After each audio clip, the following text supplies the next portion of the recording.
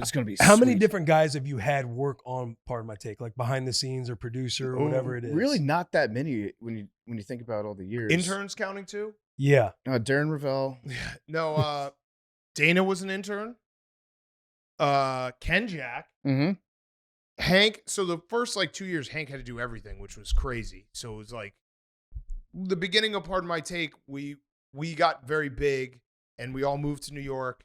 And it was kind of everyone was trying to find their spot at Barstool. And we kept on being like, I think this is working. I think this is pretty big. We need some more help. And we didn't get more help for a while.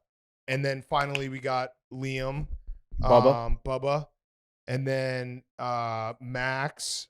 And then now we have Memes, Pug, Shane, Jack. So I think 7 of us now. Mm-hmm. So it's a pretty light crew. Yeah. It's not like all the JPs you guys got. How fast? We got 7 JPs.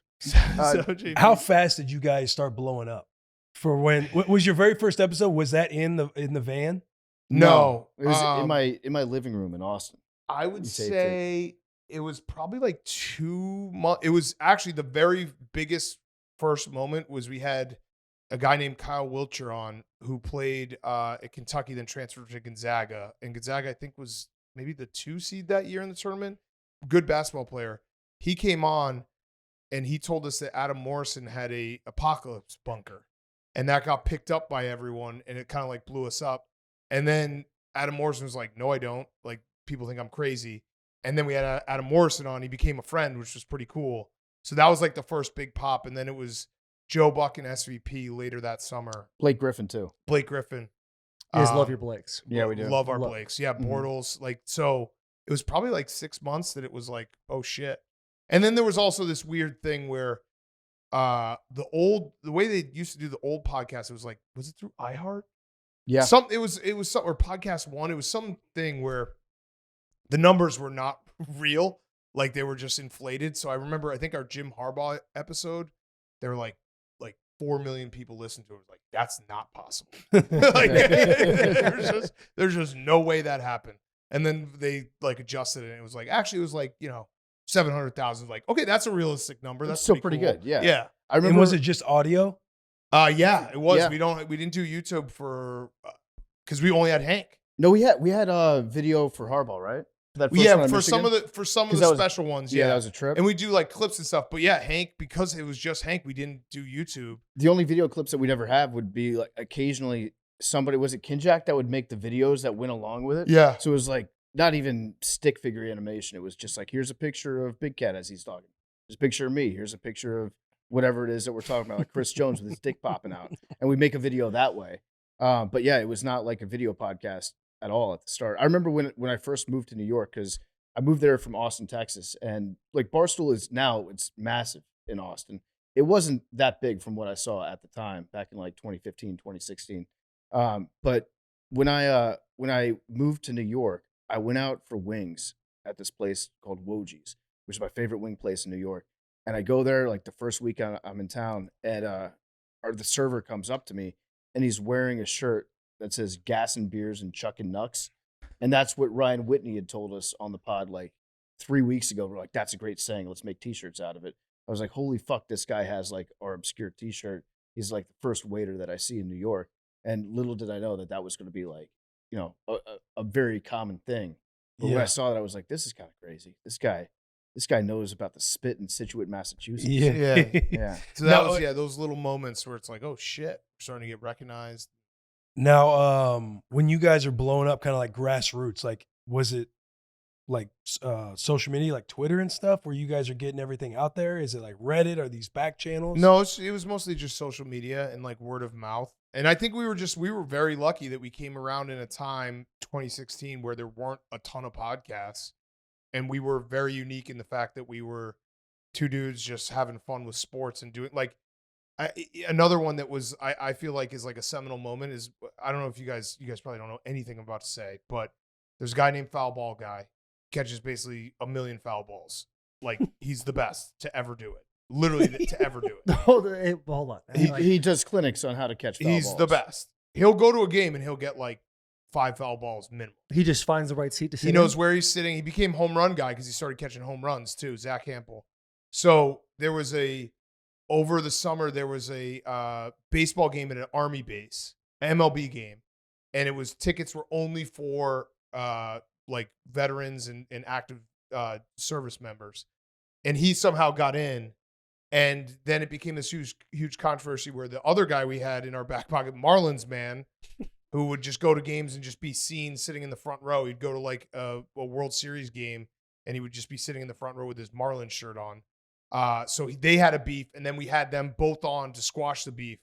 And it's really stupid saying it out loud, but like those are the moments that I think helped us grow, because people are like, what is this show? Like, what the fuck are they talking about? They were really mad at each other. They too. were so mad. Marlins What Man was the furious. beef? Marlins man. So Marlins man, he never makes it about himself. He just likes to go to games, sit front row, be on TV, Barstool wearing his believers. Marlins stuff. Yeah. So, and he was mad because the game at the base would have been prime Marlins man sitting on TV, but he was like, I'm respecting the troops. I'm not going to try to get a ticket. Oh, okay. A foul ball guy More did of get a patriot. ticket. Yeah. So he was just like, this is bullshit. I should have been there.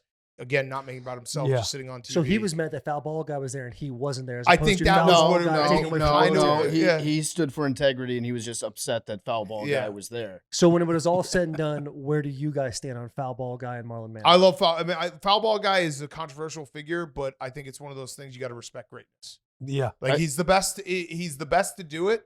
He's the best it's ever been. People get mad at the best.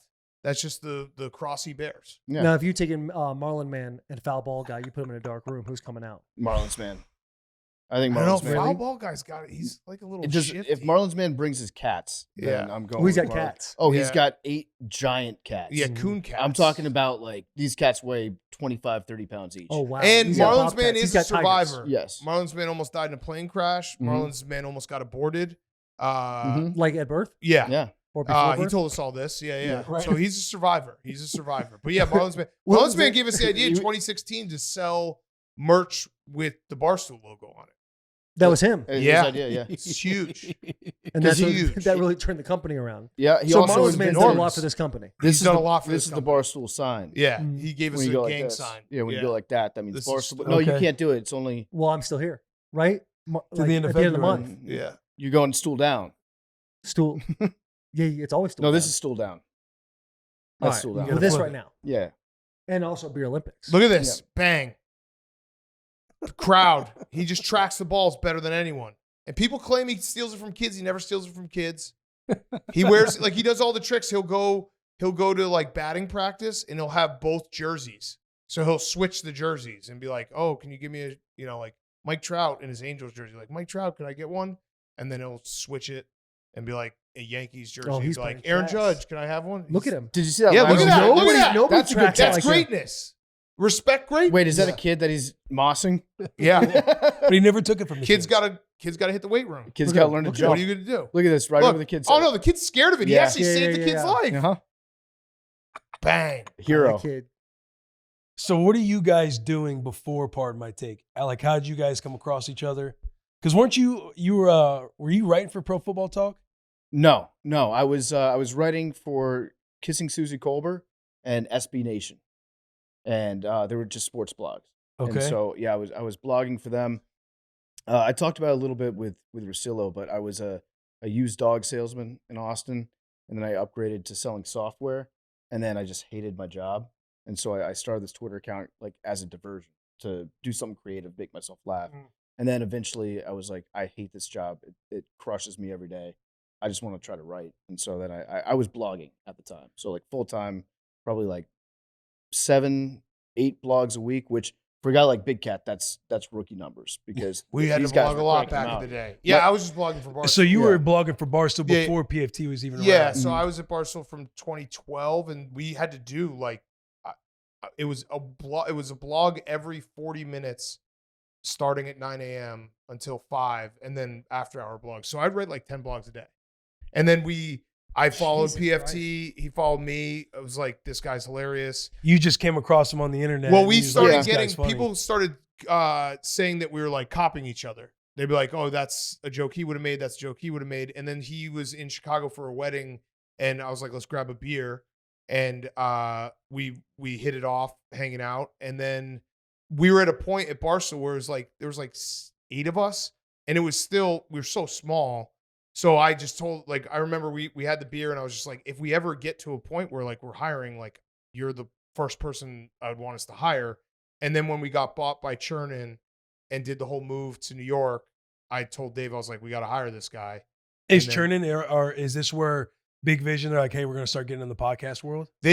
Yeah, podcasting. So KFC Radio, Kevin started like podcasting at Barstool, which he should get a ton of credit for, because at the time Dave was like, this is a dumb idea. So I did KFC Radio with Feidelberg and Kevin for a few years. So yeah, Kevin had the vision to do it early on. And then yeah, when we got bought and we all moved to New York, I was like, we got to hire PFT. Hired him, hired Caleb, hired a few different people. And then we started like the minute, I think it was like maybe 1 month into him getting hired, we started Pardon My Take. And then the rest is kind of history. Now on KFC Radio, is that like sports centric, or it was wasn't. more lifestyle, and then you were like, hey, it was more, like we would do dumb hypotheticals, shoot the shit. And then, and then we started Barstool when we got bought and all moved to New York. We started adding podcasts, and yeah, it became kind of I don't want to say we're a podcast company, but obviously that's a big part of it. So I went back because I haven't looked at these probably since they were sent, but the first DMs between myself and Big Cat, 2014, April 17th. I guess the site that I was working for, it looks like they got bought by another site. So Big Cat thought I was moving to New York, and I was like, no, I'm in Austin. And then he says, do you write just as freelance? Do you have a regular job outside of writing? I was trying to hire him right away. I say, I'm freelance. I used to have an outside job trying to make this my career. Big Cat says, that's awesome. Start your own site or find a full-time gig somewhere. I said, I've got an ebook coming out in a couple weeks. And if that does well, there are publishers who are interested, but right now just scraping by. That was Goodell versus Obama, the battle for the future of the NFL. Are you a Southern guy originally? Barstool South has always been a priority. Wouldn't have to give up PFT. And then I was,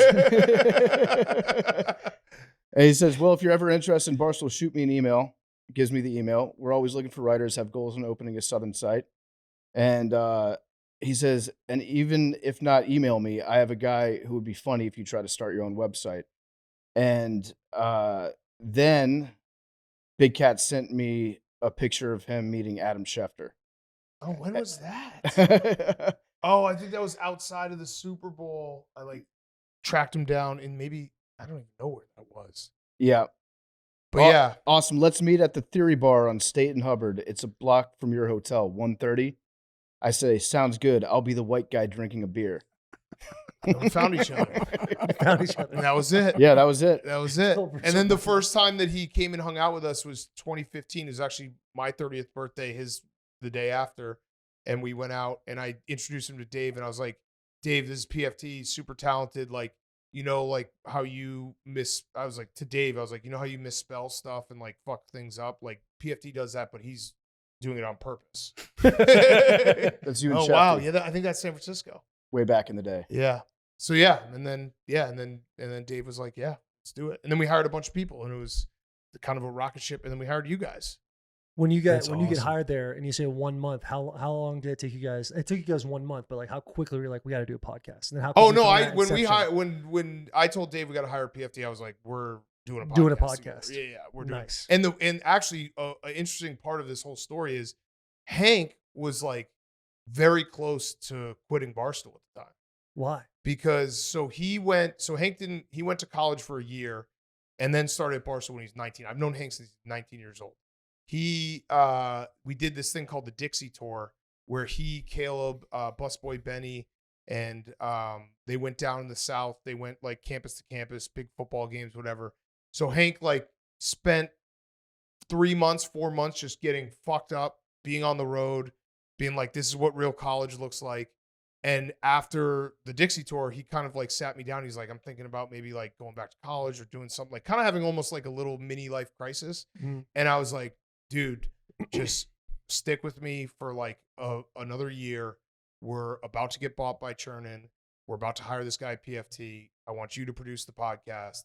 And that was the best decision he ever made. But yeah, he was very close. He was like, we had a heart to heart where he was like, I'm thinking about leaving Barstool and like doing something else. I don't know if I could do this. And yeah, So that was a good save. What was he thinking? Like film school? I don't know. I think he was thinking film school, and he just kind of was like not lost, but just a little. It also was tough because he was in that Milton office, and that wasn't. They say Milton tough for a reason. It was like you're thrown into the ringer where it's just like, you know, it's a pressure cooker. Is the being Milton there. office that house? It was a dentist's office. That's the one that was like in Boston. Gaz Yeah. posted something last week. I want to say it was maybe when Smokes was talking about work hours, Yeah. but there was like a clip from like way back in the day When when Dave Feidelberg's was on it. sitting, The yeah. guy was like, he was late a couple days in a Dave row. sat at the door saying 10:30 Yeah, and yeah. Fights walks in the door, and I Yeah. thought it was so funny. Yeah. Yeah. But that's the Milton office. That's the Milton office. So yeah, that was like Gaz, Dave, Hank, Lewis. And there was other people like, you know, Coley was there for a little bit. Weird Haircut Seth was there. Pirate Simon. So yeah, it was kind of like a whole mishmash, and that was the first Barstool office that wasn't Dave's just apartment. And- before Pardon My Take, what was the biggest thing going with Barstool then? Was it just a blog? It was blog. It was Rundown. Rundown. Rundown, was- that's right. Yeah. So Rundown Smoke was for the every day. day. Me, Kevin, and Dave. Guess that ass. Yeah. Guess that ass was pretty big. We should bring that back. We should. But yeah, it was the Rundown was like the big thing that was in KFC radio, but those were the big things that were kind of like our first foray into video and audio and all that stuff. Was So, it awkward when Pardon My Take transcended as fast as you guys did?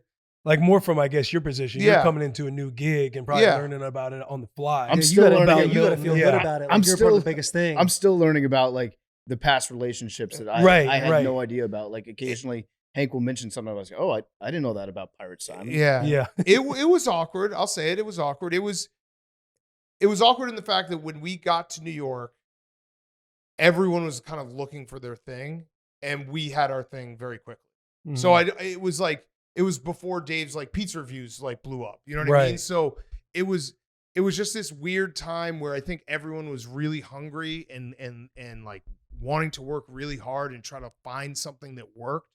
And we just were lucky enough to find the thing that worked before everyone else. So I think there was a little tension there. But then as time went, like everyone kind of found their lane and it dissipated. So it like naturally dissipated. But I mean, you can understand like if everyone's going to one place, everyone's moving their family and doing everything, and a couple guys are like hit the ground running and just have this like shooting star success, it's going to cause a little tension. Yeah. But I mean, the crazy thing about Barstool, I think it's like a testament to it, is like Dave is still doing it.